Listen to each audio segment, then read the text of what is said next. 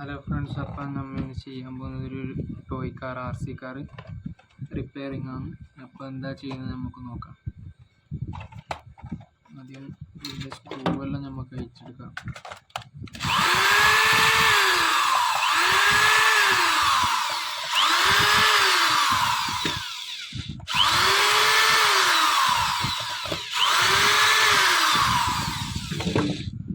നാല് സ്ക്രൂ അഴിച്ചിട്ടുണ്ട്.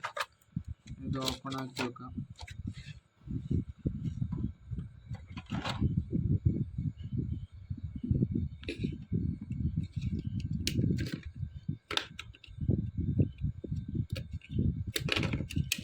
ഇതിന് 4 ബാറ്ററിയാണ് വേണ്ടത്. ബാറ്ററി ഇട്ടിട്ട് നമുക്ക് വർക്ക് ചെയ്യുന്നുണ്ട് നോക്കാം.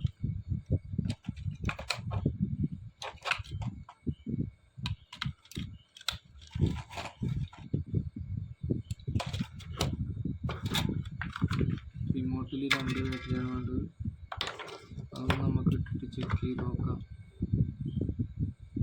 ഇതിൻ്റെ കംപ്ലൈൻറ്റ് എന്ന് പറയുന്നത് ലൂസ് കോണ്ടാക്റ്റ് ആണ്. വേറെ കാര്യമായിട്ട് പ്രശ്നമൊന്നും ഉണ്ടായിട്ടില്ല.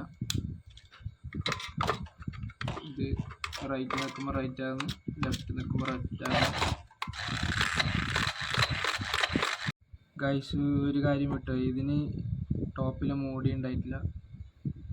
അപ്പോൾ ഇത് നമുക്ക് മേക്ക് ചെയ്തെടുക്കണം. അപ്പോൾ ചെയ്തെടുത്തിട്ട് നമുക്ക് കാണാം. കാര്യം പറയാനില്ലെന്ന് വെച്ച് കഴിഞ്ഞാൽ, സ്ക്രൂ മെഷീൻ ചെയ്യുന്നവരാണെങ്കിൽ സ്ക്രൂ ഡ്രൈവറാണ് ബിഗിനേഴ്സിന് നല്ലത്. സ്ക്രൂ മെഷീൻ ചെയ്യുന്നവരുണ്ടെന്നുണ്ടെങ്കിൽ അത് ഏറ്റവും ലോ പവറിൽ ഇട്ട് വെക്കണം. അതിൻ്റെ ഒരു പിടുത്തം വരുന്ന സംഭവം ലോ പവറിലായിരിക്കണം. ഞാൻ ഇപ്പോൾ 2 വിരലിൽ ഇങ്ങനെ പിടിച്ചിട്ടുണ്ട്. ഈ പിടിച്ച സംഭവം ഞാൻ കുറച്ച് ചെറിയൊരു ബലേ കൊടുക്കുന്നില്ല, എന്നാലും അത് സ്ലിപ്പായിക്കൊണ്ടിരിക്കും. ഈ സ്ലിപ്പ് അതിനുണ്ടായിരിക്കണം.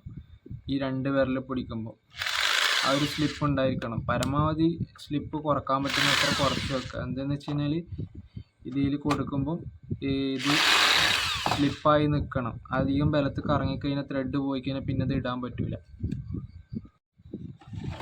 കഴിച്ച് ഇത് PVC പൈപ്പ് ഷീറ്റാക്കി എടുത്തതാണ്. ചെറിയ PVC പൈപ്പ്, വയറിങ്ങിന് ഉപയോഗിക്കുന്ന PVC പൈപ്പ് ഷീറ്റാക്കി എടുത്തതാണ്. അതിന് നമുക്ക് ഇതിന് വെച്ച് അളവെടുക്കാം.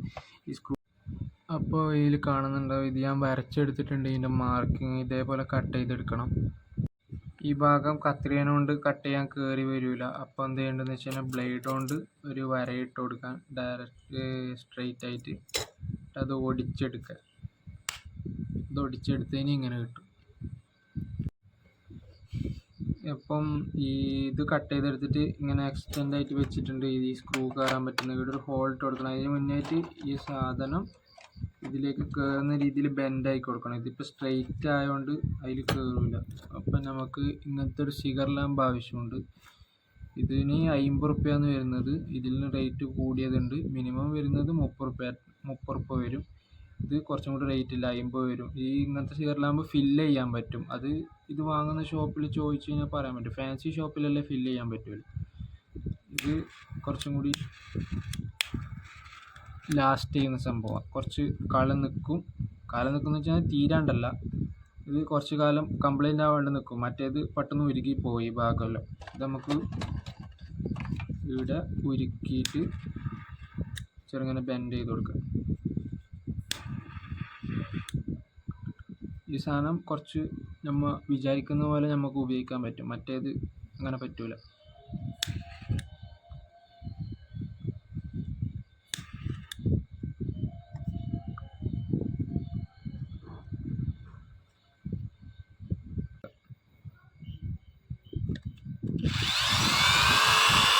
ചെയ്തെടുത്തിട്ടുണ്ട്.